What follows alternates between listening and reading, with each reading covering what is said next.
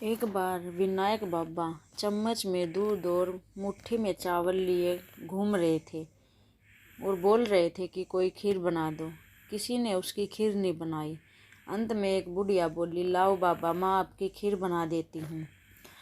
जैसे ही उसने खीर बनाने के लिए दूध लिया तो विनायक बाबा बोले, तुम्हारे घर में जो सबसे बड़ा बर्तन है वो बर्तन ले आओ।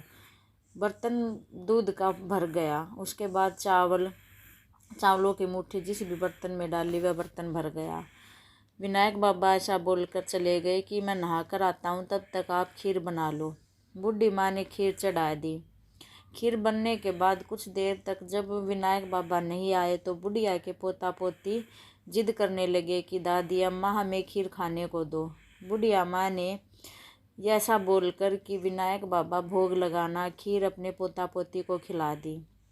उसको ऐसा करते देख एक पड़ोसन ने ऊपर से आवाज़ लगाई। बुढ़िया डर गई कि यह विनायक बाबा से शिकायत कर देगी। उसके बाद उसने पड़ोसन को भी एक कटोरा खीर का भर कर दे दिया।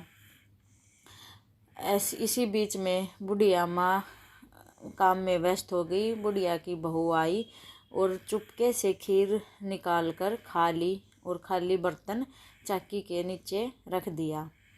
फिर बुढ़िया माँ ने सोचा कि विनायक बाबा तो अभी तक नहीं आया, उसको भी भूख लगी थी। उसने खीर का कटोरा भर के कबाड़ के पीछे बैठकर खीर खा ली। जैसे ही बुढ़िया माँ खीर खाकर उठी तभी विनायक बाबा आ गए। विनायक बाबा को देखकर बुढ़िया माँ ने कहा, आओ विनायक बाबा जी, भोग लगा लो। विनायक बाबा बोले, तुम्हारे पोता पोती ने खाई तब भोग लगाया, तुम्हारी पड़ोसन ने खाई तब भोग लगाया, तुम्हारी बहू ने खाई तब भोग लगाया, और जब तुमने खाई तो मेरा पेट भर गया। इस पर बुढ़िया अम्मा ने कहा, वो सब तो ठीक है बाबा जी, लेकिन मेरी बहू तो सुबह से काम पर लगी हुई है, उसने कब खाई? विनायक बाबा ने बोला, चाकी के नीचे खाली बर्तन रखा है, वहाँ जाकर देख। बुढ़िया अम्मा ने कहा, बाबा घर की बात घर में ही रहने दो, बहू पर सब हंसेंगे। ऐसा बोलने के बाद विनायक बाबा से बुढ़िया माँ ने कहा कि बाकी खीर का क्या किया जाए। विनायक बाबा ने बोला, नगरी को जिमा दे। बुढ़िया माँ ने पूरी नगरी में न्योता दे दिया। सभी नगरी वाले बुढ़िया माँ पर हंसने लगे कि कल तक तो इसके खाने के लाले पड़े हुए थे, आज यह नगरी जिमाएगी। इसके बाद पूरी नगरी के जिमने के बाद भी खीर बच गई। जैसे ही राजा को पता चला, वह बुढ़िया अम्मा के पास आया और बोला, यह बाकी बची हुई खीर आपके घर पर क्या कर रही है? इसको तो हमारे घर होना चाहिए। जैसे ही राजा उस खीर को अपने घर पर ले गए, उस खीर में बदबू हो गई, कीड़े चलने लगे। उसके बाद राजा ने बोला, यह खीर तुम्हारे लिए ही आवश्यक है। बुढ़िया अम्मा उस खीर को वापस ले आई। वैसे ही खीर में सुगंधित मेवे जैसी महक आने लगी। फिर बुढ़िया अम्मा ने विनायक बाबा को बोला कि इस खीर का क्या किया जाए। विनायक बाबा ने बोला, इसको एक गड्ढा खोद कर गड्ढे में दाब दो और सुबह खोद कर निकाल लेना, इसकी जगह पर आपको बहुत सारा धन मिलेगा।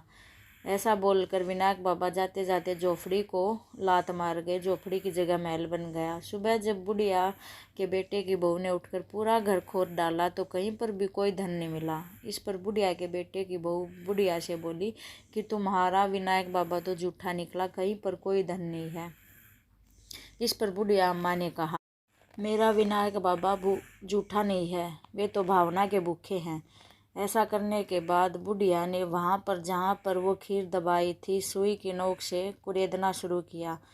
सुई की नोक से कुरेदने पर वहाँ पर टक टक की आवाज़ आई और जैसे ही वहाँ निकाल कर देखा तो वहाँ पर 2 पतीले धन के भरे पड़े थे। बुढ़िया अम्मा को जैसा फल विनायक बाबा ने दिया वैसा सबको दे। बोलो गणेश महाराज की जय। कहानी कहने वाले, सुनने वाले और हुक्कारा भरने वाले की सबकी मनोकामना पूरी हो।